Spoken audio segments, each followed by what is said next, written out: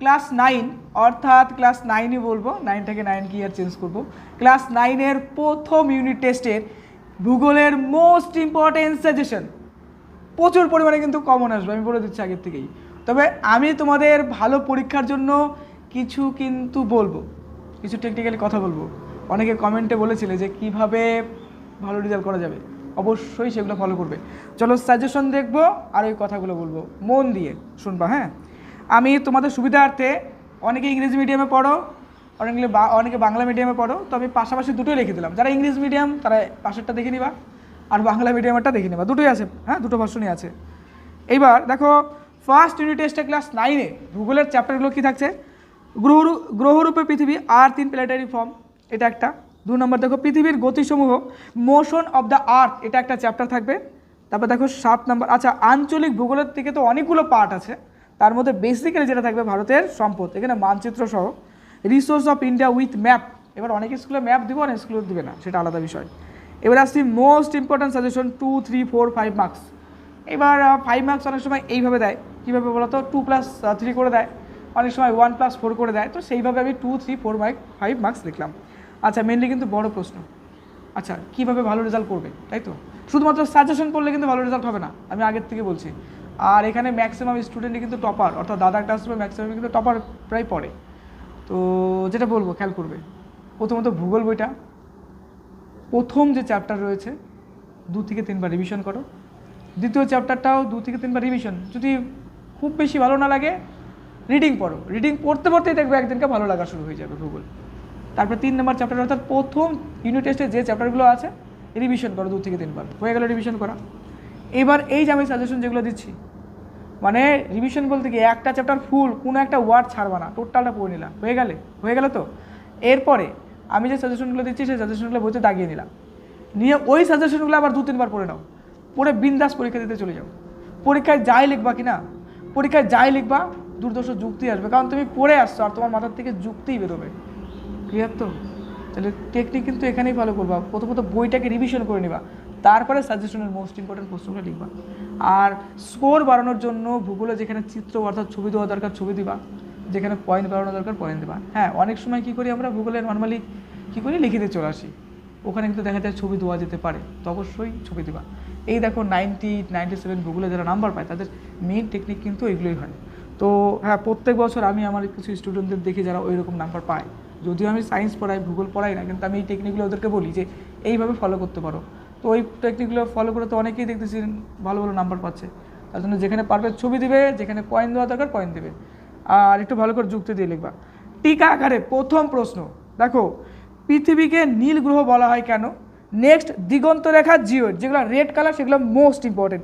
জিওডেসি GPS, জিপিএসের সংক্রান্ত অনেক সময় দেয়, জিপিএসের পুরো নাম কি, জিপিএসের গুরুত্ব কী, এগুলো পড়বা। গ্লোবাল পজিশনিং সিস্টেম জিপিএস বলা হয়। মহাবিষুব, জলবিষুব, অধিবর্ষ, এগুলো হলো মোস্ট ইম্পর্টেন্ট। এটা ছাড়াও এক্সট্রা আকারে পড়বা উষা, গোধূলি, অপসূর অবস্থান, অনুসূর অবস্থান, মেরুজ্যোতি, দক্ষিণায়ন্ত দিবস, সময় অঞ্চল, তারপরে বলছে কোরিওলিস বল, অধিবর্ষ, সূর্যকেন্দ্রিক আবর্তনবাদ, যাই হোক এটা গেল। আর মোস্ট ইম্পর্টেন্ট অ্যালবেডো খুব দেয়, কারণ ইংলিশ মিডিয়াম স্টুডেন্ট দেখো রাইটস নোট অর্থাৎ আমাদের ডিফাইন করতে লাগবে, বা আমরা বলতে পারি যে এখানে সিগনিফিকেন্ট বলতে পারো, বা ডিফাইন বলতে পারো, বা এক্সপ্লেনেশন বলতে পারো, যে এক কথা বলতে গেলে শর্ট নোট যেগুলো আসে তোমাদের, তাই না, ইংলিশ ভার্সনে। তো দেখো আর্থ, ব্লু প্ল্যানেট যেটা আছে, হরিজন লাইন, জিওর, তো তোমাদের এখানটা লেখা আছে যেটা ইংলিশ ভার্সন লিখিতে দেখে নাও। নেক্সট আসছে আমরা পার্থক্য অর্থাৎ ডিফারেন্স লিখতে হবে, ডিফারেন্সগুলো কী কী আসতে পারে, মোস্ট ইম্পর্টেন্ট। কুলীন গ্রহ, ব্রাহ্মণ গ্রহ, অপসূর অবস্থান, অনুসূর অবস্থান, কর্কট সংক্রান্তি, মকর সংক্রান্তি, এই প্রশ্নটা খুব দেয় পরীক্ষায়। ওকে, টাইমের কথা চিন্তা করে আমি খুব স্পিডে বলার চেষ্টা করছি, তো টাইমটাও দেখার মতো দরকার, কারণ অনেক ভিডিও শ্যুট পড়ে আছে এখনও, আমি খুব স্পিডে বলছি, কিন্তু যা সাজেশন আছে কিনা একদম A to Z একদম হাই লেভেলের, খালি মন দিয়ে পড়ে যেও। তারপরে দেখো পৃথিবীর আবর্তন এবং পরিক্রমণ গতি, অক্ষরেখা, দ্রাঘিমা রেখা, ইলুভিয়েশন ও ইলুভিয়েশন, গ্রীষ্মকালীন সৌরস্থিতি, শীতকালীন সৌরস্থিতি, নিরক্ষীয়তল ও কক্ষতল, এইগুলো হচ্ছে ইম্পর্টেন্ট প্রশ্ন। এরপরে পূর্ণভব সম্পদ, অপূর্ণভব সম্পদ, গচ্ছিত সম্পদ, অবাধ সম্পদ, চিরাচরিত শক্তি ও অচিরাচরিত শক্তি, প্রচলিত অপ্রচলিত শক্তির পার্থক্য, তাপবিদ্যুৎ ও জলবিদ্যুৎ শক্তির পার্থক্য। আচ্ছা, এগুলো পড়বা। হ্যাঁ, তাপবিদ্যুৎ জলবিদ্যুৎ শক্তির পার্থক্য most important. English medium student দেখে নাও, রাইট দ্য ডিফারেন্স, এখানে কি কি প্রশ্ন আছে দেখে নাও। আচ্ছা, নেক্সট আসছে আমরা 3 নাম্বার, সৌরজগতের গ্রহগুলির মধ্যে একমাত্র পৃথিবীতেই প্রাণের অস্তিত্ব আছে, ব্যাখ্যা করো। ভূগোল পড়তে কিন্তু দারুণ লাগে, আমার ভীষণ ভালো লাগতো। হ্যাঁ, মাধ্যমিকে আমার যথেষ্ট হাই স্কোরও ছিল, কিন্তু ভালো লাগতো পড়তে সাবজেক্টটা।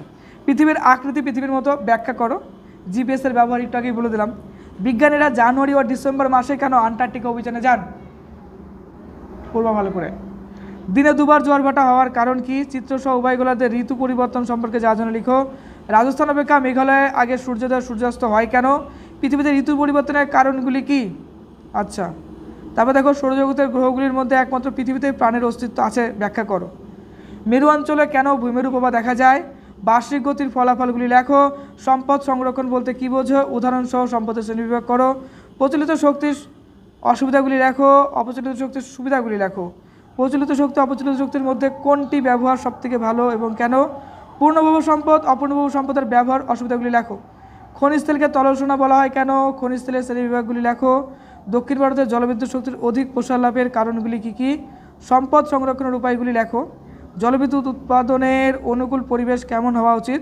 তারপর দেখো, তাপবিদ্যুতের তুলনায় জলবিদ্যুতের ব্যবহারের সুবিধাগুলি কী কী? ইংলিশ ভার্সন স্টুডেন্টের জন্য দেখো, পাশে লেখা আছে, দেখে নাও। অনেকগুলো প্রশ্ন এখানে দিলাম। আচ্ছা, ভিডিও পজ করো, দেখো। বাস, কভার শেষ, কমপ্লিট হয়ে গেল তো। আমি ভাবছি যে এত প্রশ্ন কেন। যাই হোক, এই তো এই কটাই প্রশ্ন, মন দিয়ে প্রিপারেশন করবো, ওকে। আর যেটা বললাম, কি করবো বলো তো, প্রথমত বইটাকে 2-3 বার রিভিশন করবে, তারপরে মোস্ট ইম্পর্টেন্ট প্রশ্নগুলো পড়বা। এতে সবথেকে ভালো কি জানো? যদি কোনো কারণে কোনো প্রশ্ন কমন না আসে, যেহেতু তুমি পড়ে রেখেছো, তাই তুমি বাড়িয়ে লিখে দিয়ে আসতে পারবে। ক্লিয়ার তো? আর এখানে মেন মেন প্রশ্নগুলো আমি ইম্পর্টেন্ট দিলাম এই কারণে, যেহেতু এগুলোর প্রতি একটু গুরুত্ব বেশি দিবা। এগুলো তো ম্যাক্সিমাম আমি আশা করি চলেই আসবে, তাহলে এইগুলো যদি আসে তো দুর্দর্শ পরিমাণে লিখে দিয়ে আসতে পারবে, তাহলে সব দিক দিয়ে তোমার প্রিপারেশন থেকে গেল। টার্গেট একটাই হবে, ফুল মার্কস, ওকে, ফুল মার্কস। তার জন্য যত পরিশ্রম করা দরকার করতে থাকো, কোনো গল্প হবে না, ফুল মার্কস। রিভিশন স্টার্ট করে দাও। পরীক্ষার আগে একটাই মাত্র কথা হবে, রিভিশন রিভিশন রিভিশন রিভিশন করতে বসে পড়ো, okay. Best of luck for your best preparation. আর সবথেকে গুরুত্বপূর্ণ, নিজেকে ভালো রাখো, খুব ভালো থেকো।